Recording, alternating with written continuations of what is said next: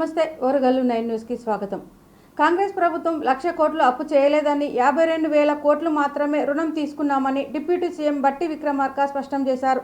మంగళవారం అసెంబ్లీలో రాష్ట్ర అప్పులు ఎఫ్ఆర్బిఎం పరిమితి చర్చ జరిగింది. ఈ సందర్భంగా హరీష్ రావు మాట్లాడుతూ కాంగ్రెస్ అధికారంలోకి వచ్చి ఏడాదిలోనే 1,23,000 కోట్ల అప్పు చేసిందని అన్నారు. ఈ క్రమంలో హరీష్ రావు వ్యాఖ్యలకు బట్టి కౌంటర్ ఇచ్చారు. బీఆర్ఎస్ నేతలు అబద్ధాలు మాట్లాడుతున్నారని, కాంగ్రెస్ ప్రభుత్వం 1,00,000 కోట్లు అప్పు చేయలేదు, 52,000 కోట్లు మాత్రమే రుణం తీసుకున్నామని క్లారిటీ ఇచ్చారు. ఇందులో గత బీఆర్ఎస్ ప్రభుత్వం చేసిన అప్పులకు వడ్డీలు కట్టడానికే సగం డబ్బులు పోతున్నాయని విమర్శించారు. సివిల్ సప్లై బిల్లు కూడా 62,000 కోట్లు ఉన్నాయన్నారు. 10 ఏళ్ల పాటు బీఆర్ఎస్ చేసిన విధ్వంసాన్ని ఒకేసారి సరిచేయడం వీలు కాదని, గత ప్రభుత్వం హయాంలో అస్తవ్యస్తమైన ఆర్థిక పరిస్థితిని తిరిగి గాడిలో పెడుతున్నామని కౌంటర్ ఇచ్చారు. బీఆర్ఎస్ మాదిరి కాకుండా రాష్ట్ర ప్రయోజనాలను, ఆర్థిక పరిస్థితిని దృష్టిలో పెట్టుకొని పనిచేస్తున్నామని బట్టి అన్నారు. 2024 వరకు 2023 డిసెంబర్ నుండి 2024 నవంబర్ 30 వరకు డ్రా చేసిన ఎఫ్ఆర్బిఎం రుణాలు 2,118 కోట్లు. అట్లాగే అధ్యక్ష 2023 డిసెంబర్ నుండి 2024 నవంబర్ 30 వరకు కార్పొరేషన్లో ఎస్పీవీలు డ్రా చేసిన ఎఫ్ఆర్బిఎం ఎవరు భుజాలు తడుముకుంటున్నారో స్పష్టంగా అర్థమైంది. ప్రజలైతే చూస్తున్నారు. అయితే గౌరవ డిప్యూటీ స్పీకర్ గారి యొక్క సవాల్ను నేను స్వీకరిస్తా ఉన్నా. ఆల్రెడీ బీఆర్ఎస్ పార్టీ తరఫున మేము ప్రివిలేజ్ మోషన్ ఇచ్చాం. Privilege motion on Honorable Deputy CM we have given, sir. That privilege motion is pending. Sir, సభ మళ్ళీ సభను కూడా మళ్ళీ తప్పుదో పట్టిస్తున్నారు అధ్యక్ష. మళ్ళీ తప్పుదో పట్టించిన అంటే లేస్తే సత్యదూరమైన మాటలు మాట్లాడటం తప్ప వాస్తవాలు మాట్లాడితే తల పగిలిపోతారు అని ఏమైనా శాపం ఉందని నా అనుమానం అధ్యక్ష. వీళ్ళకి అస్సలు వాస్తవాలు మాట్లాడరు అధ్యక్ష, అన్ని సత్యదూరాన్ని. ఏంది ప్రివిలేజ్ మోషన్? మీరు ఆ ప్రివిలేజ్ మోషన్ ఇచ్చేది అధ్యక్ష. వీళ్ళు ప్రివిలేజ్ మోషన్ ఇస్తారా సభా నిబంధనల గురించి, సభా నియమాల గురించి? దేనికి ప్రివిలేజ్ మోషన్ అధ్యక్ష? దేనికి? నిన్న చూపించాను నేను అధ్యక్ష. రూల్స్ బుక్ వాళ్ళ హయాంలో తయారు చేసింది. పాత రూల్స్ బుక్ అన్నిటిని కూడా మార్చేసి వాళ్ళకు అనుకూలంగా ఉండేటట్టుగా రూల్స్ బుక్ అంతా తయారు చేసుకొని సభలు పెట్టి ఆ రూల్స్ బుక్లో ఏం చూపించారు అధ్యక్ష? స్పష్టంగా ప్లకార్డ్స్ తీసుకొని రావద్దు, స్లోగన్స్ ఇవ్వద్దు, పొరపాట్లు అట్టు చేస్తే వాళ్ళ మీద చర్యలు తీసుకోవాలని చెప్పి అన్ని చాలా స్పష్టం. వారు మొత్తం రాజకీయ ఉపన్యాసం చేయొచ్చు, రాజకీయం అంతా మాట్లాడొచ్చు. నేను I was confined to the subject sir. నేను డీవియేట్ కాలేదు. దయచేసి మీరు మా హక్కులను కాపాడాలి సార్. వికారాబాద్ ప్రజలు కూడా చూస్తున్నారు సార్. మా హక్కులు కాపాడాలి సార్. మీరు ఇక్కడ స్టార్ట్ అయితే అధ్యక్ష, స్పీకర్ సార్, మీరు ఒక విషయాన్ని క్లారిఫై చేయాలి. ఆ రకంగా శాసించడం కరెక్ట్ కాదు సార్ అధ్యక్ష. నాకు హరీష్ రావు గారి మీద చాలా హరీష్ రావు గారి మీద చాలా గౌరవం ఉంది అధ్యక్ష. వారు సీనియర్ సభ్యులు, గతంలో 10 ఏళ్ళు ఉన్నారు, అంతకుముందు కూడా ఉమ్మడి రాష్ట్రంలో ఉన్నారు, ఇప్పుడు కూడా ఉన్నారు అధ్యక్ష. వారు మాట్లాడితే పదే అసలు సభాపతి అన్నా సభా స్థానం అన్నా గౌరవం లేకుండా వాళ్ళు మాట్లాడుతుంటే ఎట్లా అధ్యక్ష?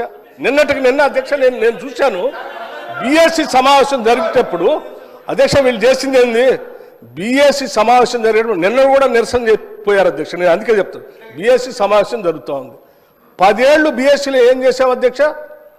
మీకు సభకి రాష్ట్ర ప్రకారంగా 1,27,208 కోట్ల రూపాయలు ఏడాది కాలంలో కాంగ్రెస్ ప్రభుత్వం అప్పు చేసింది. 1,27,000 అంటే 5 ఏళ్లలో లెక్క పెడితే ఇది 6,36,000 కోట్లు అవుతుంది. 10 ఏళ్ల బీఆర్ఎస్ పాలనలో 4,17,000 అయితే మీరు 5 ఏళ్లలోనే ఈ రోజు 6,36,000. చెన్నూరులో బస్ డిపో ఏర్పాటుకు ప్రభుత్వం టెండర్లు పిలిచిందన్నారు మంత్రి పొన్నం ప్రభాకర్. అసెంబ్లీలో క్వశ్చన్ అవర్ సందర్భంగా ఎమ్మెల్యే వివేక్ అడిగిన ప్రశ్నకు సమాధానంగా చెన్నూరు బస్ డిపోకు 4 కోట్లు మంజూరు చేశామన్నారు మంత్రి పొన్నం. మొదటి విడత 1,20,00,000 చెల్లించిందన్నారు. కాంపౌండ్ వాల్, బీస్మెంట్, గరేజ్ పనులు పూర్తయ్యాయి. కానీ ఆర్టీసీకి సంబంధించిన భూమి హైకోర్టు స్టే ఉన్నందున పనులు నిలిచిపోయాయని తెలిపారు. హైకోర్టు స్టే ఎత్తివేసిన తర్వాత డిపో పనులు వేగవంతం చేస్తామన్నారు పొన్నం. క్వశ్చన్ అవర్ సందర్భంగా చెన్నూరులో ఆర్టీసీ బస్ డిపో ఏర్పాటుపై ప్రశ్నించారు ఎమ్మెల్యే వివేక్. చెన్నూరులో బస్ డిపో ఏర్పాటు చాలా ముఖ్యమని అన్నారు.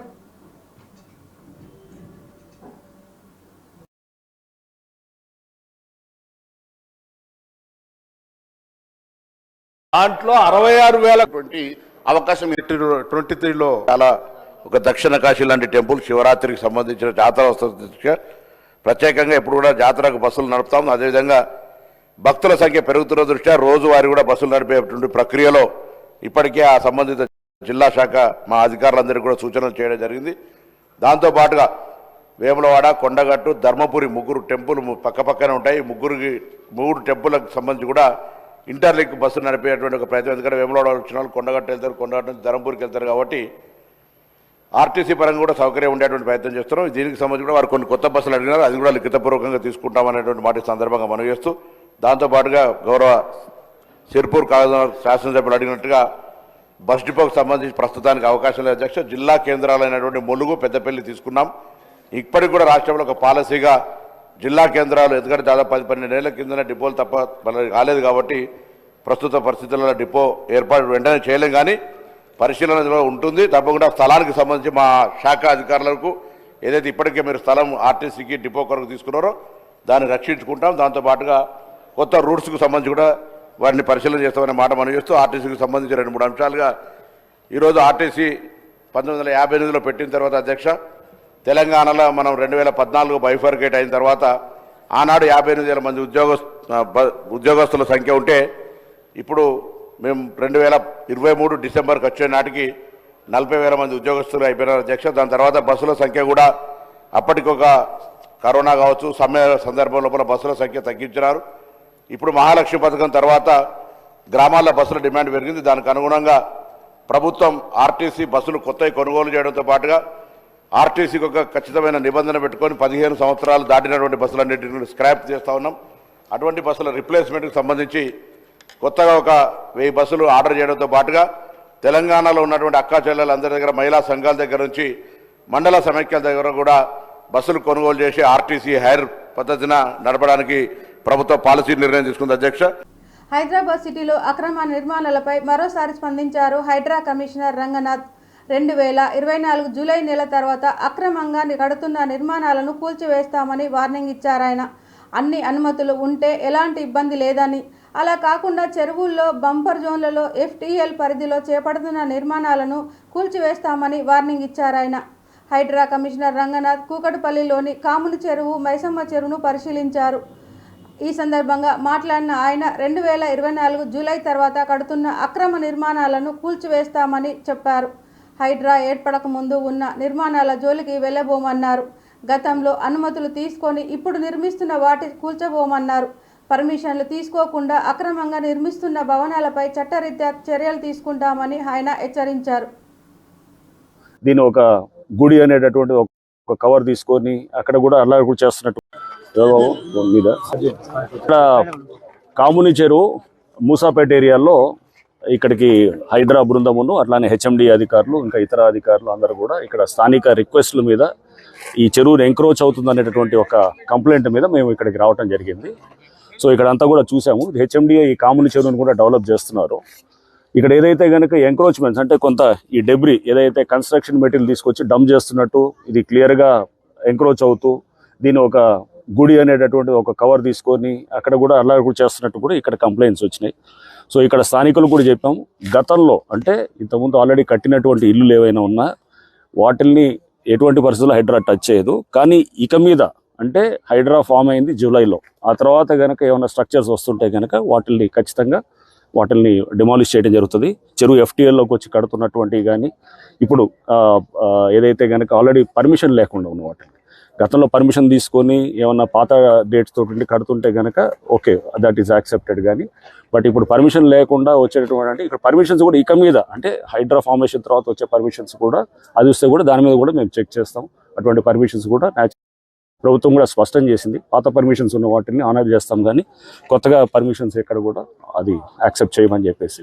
సో ప్రభుత్వ పాలసీకి అనుగుణంగా ఈ చెరువులను కాపాడే దీంట్లో మేము డెఫినెట్గా ఎఫ్టీఎల్ అట్లానే ఎంక్రోచ్మెంట్స్ కాపాడే దిశగా హైడ్రా పనిచేస్తుంది. అండ్ దీంట్లో ముఖ్యంగా ఈ ఎవరైతే పేదవాళ్ళు ఉన్నారో లేకపోతే చిన్నవాళ్ళందరూ కూడా ఆక్యుపై చేస్తున్నారో వాళ్ళని ఎటువంటి పరిస్థితుల్లో డిస్టర్బ్ చేయడం కూడా వాళ్ళకి చెప్పడం జరిగింది. సో దీంట్లో ఎవడన్నా వచ్చి రేపు తప్పుడు ప్రచారం చేసి మీ ఇల్లులంతా కూడా కూలుస్తారంటే దయచేసి నమ్మొద్దని కూడా నేను చెప్తున్నాను. ఆల్రెడీ మీరు ఎప్పుడో కట్టుకునే ఇల్లులు అవి అనాథరైజ్ అయినా ఆథరైజ్ అయినా పర్మిషన్ ఉన్నా పర్మిషన్ లేకున్నా కానీ వాటిని కూలగొట్టదన్నమాట. విషయంలో ప్రభుత్వం దాటవేత ధోరణి అవలంబిస్తుందని బీఆర్ఎస్ ఎమ్మెల్సీలు ఆరోపించారు. శాసనమండలి చర్చ అనంతరం ఎమ్మెల్సీ కవిత మీడియా పాయింట్ వద్ద మాట్లాడుతూ ప్రజలకు పునరావాసం కల్పించిన తర్వాతే ప్రాజెక్టు పనులు ప్రారంభించాలని అన్నారు. ప్రభుత్వం ప్రపంచ బ్యాంకు నుండి 4,100 కోట్లు కావాలని కోరిన సంగతి వాస్తవమా కాదా అని చెప్పాలన్నారు. ప్రభుత్వం డిపిఆర్ తయారు చేయలేదని సభలో చెప్పిందని తెలిపారు. మూసీ ప్రాజెక్టుకు బీఆర్ఎస్ వ్యతిరేకం కాదని పునరావాసం కల్పించిన తర్వాతే ప్రాజెక్టు పనులు ప్రారంభించాలని అన్నారు. మూసీ సుందరీకరణతో పేదల ఇల్లు పోతాయని భావించి మాజీ ముఖ్యమంత్రి కేసీఆర్ ఈ ప్రాజెక్టును ఆపేశారని తెలిపారు. ఎస్టీపీలు ఏర్పాటు చేసి మంచినీటిని మూసీలో పారించాలని భావించినట్లు తెలిపారు. మూసీ పరివాహక ప్రజలకు ఎలాంటి ఇబ్బంది కలిగినా బీఆర్ఎస్ పార్టీ అండగా ఉంటుందని ఎమ్మెల్సీ కవిత అన్నారు. సబ్మిట్ చేసింది సార్, ఈ గవర్నమెంట్ సబ్మిట్ చేసిన మాట వాస్తవమా కాదా, చేసుంటే అది ఏ తేదీన చేశారో ఇంపార్టెంట్ సార్. ఎందుకంటే ఇవాళ 16వ తారీఖు, ఇవాళ 17 డిసెంబర్ సార్. 17 డిసెంబర్లో హౌస్లో మనకిచ్చిన సమాధానం డిపిఆర్ ప్రిపేర్ కాలేదని సార్. మరి వీళ్ళు వరల్డ్ బ్యాంక్లో డిపిఆర్ ప్రిపేర్ కాకుండా 4,100 కోట్ల లోన్ కావాలని ఎప్పుడు అడిగారు?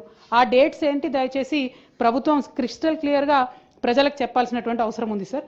అట్లానే ఎంఆర్డిసిఎల్ అనేటటువంటి కన్సార్టియంని ఆన్బోర్డ్ చేసుకున్నాము, ఇంకా కూడా మేము డిపిఆర్ ప్రిపరేషన్ చేస్తూ ఉన్నామని చెప్తా ఉన్నారు సార్. నిన్నగాక మొన్న మనం గౌరవ ముఖ్యమంత్రి గారిని చూసినాం సార్.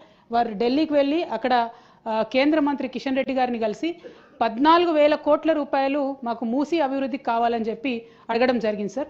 మరి అది ఏ ప్రాతిపదికన అడిగినారు? మీకు డిపిఆర్ లేకపోతే మూసీ దగ్గర మీరు 14,000 కోట్లు ఏం ప్రాజెక్టుల కోసం అడిగినరు, ఎందుకోసం అడిగినరు?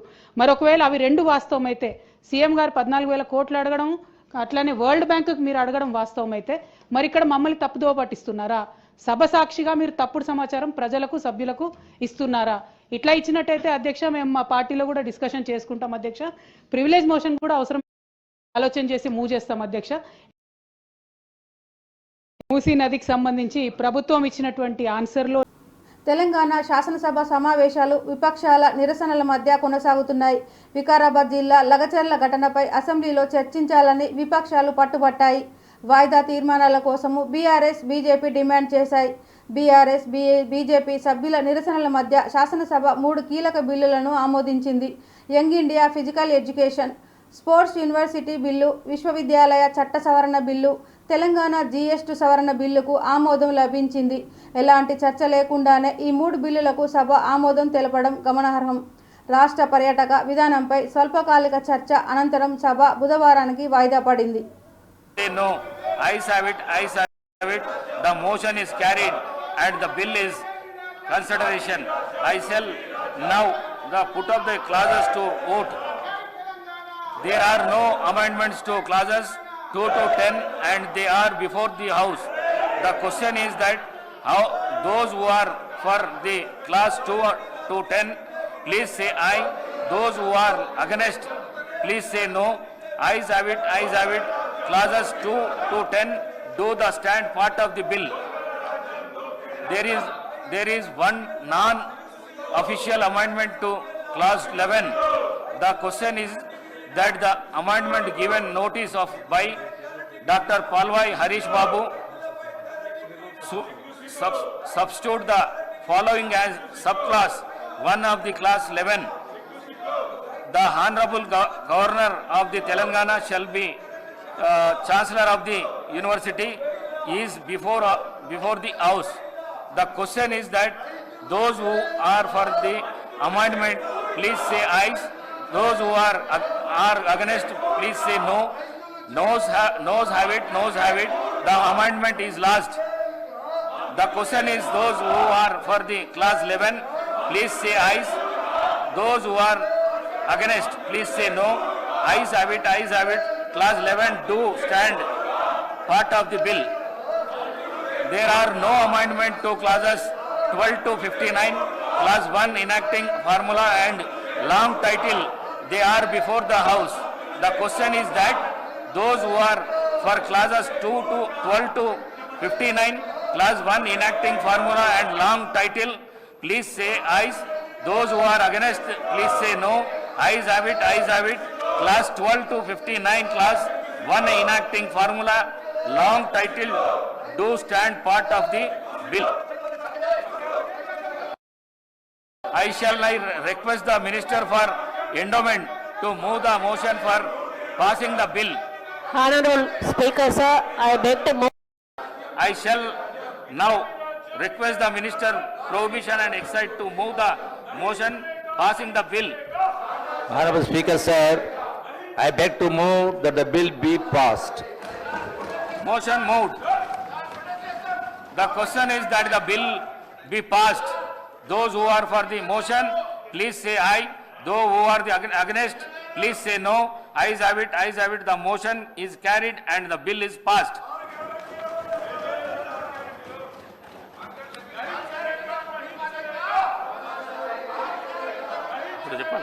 బీజేపీలో సంస్థాగత మార్పులు చోటు చేసుకోబోతున్నాయి. వచ్చే ఏడాది ఫిబ్రవరిలో పార్టీ జాతీయ అధ్యక్షుడిని ఎన్నుకునే అవకాశం ఉంది. ప్రస్తుతం దాదాపు 60% బీజేపీ రాష్ట్ర అధ్యక్షుల పదవీ కాలం ముగిశాయి. వీటన్నిటికీ జనవరిలో ఎన్నికలు నిర్వహించి ఆ తర్వాతి నెలలో జాతీయ అధ్యక్షుడిని ఎన్నుకునేందుకు పార్టీ ముఖ్య నేతలు కార్యాచరణ సిద్ధం చేసినట్లు తెలుస్తుంది. భాజపా పార్టీ రాజ్యాంగం ప్రకారము జాతీయ అధ్యక్షుడిని ఎన్నుకునే ప్రక్రియను ప్రారంభించే ముందు కనీసం సగం రాష్ట్ర యూనిట్లలో సంస్థాగత ఎన్నికలు పూర్తి చేసి ఉండాలి. चार कॉन्स्टिट्यूएंट असेंबली के सदस्यों के मन में भरपूर पूर्ण तरीके से समाहित था और ये चर्चा हम सबको देखने को मिलती है. हम अगर ऋग्वेद की बात करें, अथर्ववेद की बात करें और हम अपने करता है, कंबल इस बात को प्रतिलक्षित करता है और ये मैं गौरव के साथ कह सकता हूं. मुझे बहुत खुशी हुई. Indian people should have no rights in Kashmir of children from sexual abuse. धन्यवादी हूं इस पार्लियामेंट का. और again after the bad lot we got the good lot and at the good lot on 5th of August देश को खतरा था क्या? देश को list he said it is against the very grain of democracy to decide the constitution that what kind of society the people of India should live in.